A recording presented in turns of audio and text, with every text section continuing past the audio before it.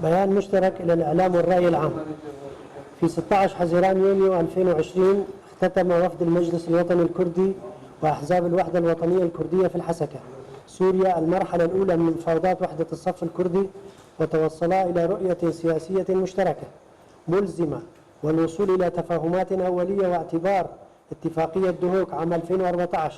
حول الحكم والشراكة في الإدارة والحماية والدفاع أساسا لمواصلة الحوار. شخوا او تفاهمات چێبووی ئانادنا بێنا پارتیین یەکیتیان نیشتمانی و کوردی و مەجلس وەتانی کوردی دێ بڕاستی هێڤیا ملەتێ مەبووش دەمەک درێژ دە نەشن هاتێ ئەنی ئەو ناکۆکیەک شارە ئامادە ناکۆکیە نافتەوگەڕە سیاسی ئەم تەف دەزانن دەبوو سەبەبێ وەضعکی نەباش وەضعکی خراپ دات خڵقاندن ناو ملەتێ مەدێ و دائما هێڤیە ملەت ئەو بوو متەوگەڕە سیاسی کوردی دوێ دەما نازک دوێ دەما حساس دێ كارب النيزي كيف دو بفن وشكل اشكال اتفاق وتوافق ناو حدود شكل اف اتفاق تشتق انا حتى انا عام الشيعي شكل اشكال التفاهمات هي تفاهمات نبراسي صار مسائل مقلكي مهمة بيش روشا ملتي مال سرويت سكنة وقت حركة سياسية كردي نيزي كيف دو بفن وتوافق كي وريكبتنا كي تنافق افابك بالتأكيد فاوي بفن بنقاك مهما جبو كرداب تاني جبو كردا وحمو مكونات دي العربي خوب سرياني خوب مكونات باشقة تبدأ بحفدور وقت بيخل دورها في مشروع هان ببروجي هان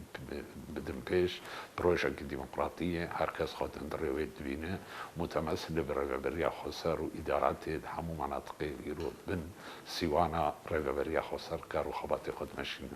جبر فيكي ام دبيشن ام خود يفي مشروعينج عالية مدى وك بارتية كتيان شماني كردي وام مشروع بجديات ام يبمشين انه هيفي ما هفار بندي ما يديجي اوجي بجديات نيسيك بفن وحتى نهار تشكي باشاتي افاكرن ام بهاف دور الدستي ما الدستي هفدوده اف ايريشي مزني كل سر ملتي ما تشيت بن استهدافا هبونا ويدكن وان ايريشي هاني بهاف دور ام كاربن مواجهة ويبكن لانه مديد مجرد داخيانيك دركت بدو داخياني ردود افعال قلقاتهم خياكرن وهناك خصت بليزن دناو مكونات يددق انه فعل سرح حسابي ويا ام تطمين الدنوان سرح حسابي كسيه مشروعي ما بمين وخا مشروع كما تلفش عمو مكوناتها جاء يدد داقر كري تركجي متمثل بوزير اخوا ويجي تصريحك دا تصريحه راسي قال لك خرابو تصريحه اول قام قبولنا كانوا تصريحه داجي جو ايج هرب وان ربك يعني بارتي كتيان اجتماعي وقت زماني هات بعدا جو بذن هدفش مره اما ام دبيجن اكيد سر اي ديجيتي عملتي كردك وانعكاسات غير سروان وك تشاكوش كي سري وعنخه وقال لك زحمت به لدوستي ملتي كردي موقف مرجمان تعزيز به واق بيتر زحم قوه اتفاقيه رعاية أمريكية جيرة طبعا فرنسي وبريطاني يجي نافدنا وقوى عربية قسمة كباش برحتيج في اتفاق وتوافق بين ما مجدينه أم اتفاق وتوافق تاخذ مشينا وجاردة استأكيد كم نرسل حسابي كسية بالنسبة لفار مكونات إده أم براي هذن أم بحفرنا نروج نطنج وتاريد وقدوي مع بروجي يعني بحفر مشياني أم بمن الصادق دوي علاقتها عنده لمالا كرديش حقي كرداي وقت كارب مالا خد ترتيبك وأبها لازم كم بيان أم مالا خامي ترتيبك لإبراهيم ما يديش مكونات الدستة ما بمن الدستة. نحن في حزب الاتحاد السرياني ندعم ونؤيد هذه الخطوات نحو الحوار والتفاهمات بين مختلف الأحزاب الكردية في المنطقة وفي سوريا عموما، ونجد بأن هذه التفاهمات التي حصلت حتى الآن هي إيجابية، وهي تمهد أيضا لحوار وتفاهمات مستقبلية من شأنها أن تكون ذات نتائج إيجابية على الإدارة الذاتية بشكل عام في مناطق شمال وشرق سوريا، كون سيكون هناك إضافة إيجابية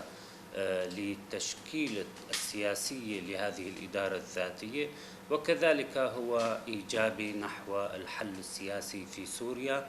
الذي يرتكز على أمور عديدة ومنها الحوار بين السوريين. هذه النقطة التي ربما كانت غائبة لكنها الأساس في الحل السياسي في سوريا المستقبل. فالحوار إن كان على مستوى الأحزاب السياسية وفي مراحل لاحقة أن يكون أيضا على مستوى المكونات وباقي الأطراف السياسية، هذه كلها أمور مهمة ونجدها إيجابية أيضا للمصلحة السورية العامة. أما ما يثار من سلبيات لهذا الحوار أو تشويه لهذه الاتفاقيات التي حصلت، نجدها بأنها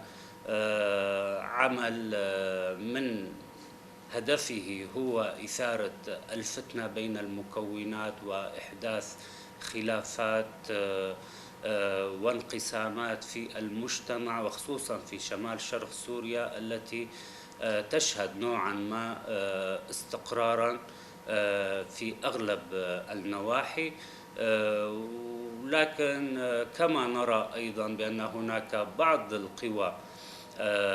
السورية وبعض القوى الخارجية التي تحارب أي تفاهمات تحصل مثل هذه التفاهمات بين الأحزاب الكردية، لأنها بالأساس هي تحارب الحل السياسي في سوريا، وهي تريد استمرار اللا استقرار والفوضى والحرب في سوريا. هذه هي أسباب ودوافع من يحارب أي تفاهمات تحصل، ونحن على العكس نؤيد هذه الحوارات وندعمها بشكل كامل، ونأمل أن يكون هناك تفاهمات أكثر في المستقبل. ضمن هذا السياق ومن هذا المنطلق ننظر إلى التفاهم اللي حصل بين المجلس الوطني الكردي والقوى الوطنية الكردية الأخرى، أحزاب الوحدة الوطنية وحزب الاتحاد الديمقراطي. ننظر إليه نظرة إيجابية. هذا التقارب يقربنا من الاستقرار، يقربنا من حلول المنطقة. منطقتنا تعاني المشاكل كثيرة، خلافات كثيرة، واليوم نحن أمام في مواجهة هائلة جدا. قانون قيصر الذي يهدد كل شعوب المنطقة، يهدد أهل سوريا بعد 10 سنوات من الكفاح السوريين ومعاناتهم، يأتي قانون قيصر ليزيد الطين بلة. جاء هذا التفاهم الكردي ليبعث لنا أمل في أن ممكن باقي مكونات المنطقة تتقارب فيما بين بعضها، العرب، الأكراد، السوريان، يزول هذا الحساسيات السياسية بين هذه المكونات ونشكل وحدة. نحن اليوم بحاجة إلى الوحدة، بحاجة إلى التقارب. بلدنا يمر في منعطف تاريخي هائل جدا، شعوبنا مهددة، لا ينقذنا من هذا الخطر إلا التوحد والتقارب والتفاهم فيما بين بعضها. نحن نتأمل، نحن في هذه المنطقة مكونات عرب وأكراد والسوريان، نحن نتأمل من كل المكونات في هذه المنطقة أن تراعي خصائص وظروف بعضها. نحن كمكون عربي في هذه المنطقة نريد الأكراد أن يتوحدون ويتقاربون. توحد الأكراد وتقاربهم هو سينعكس على العرب وعلى السوريان، لأنه التقارب نتائجه استقرار، ونحن نريد الاستقرار لهذه المنطقة.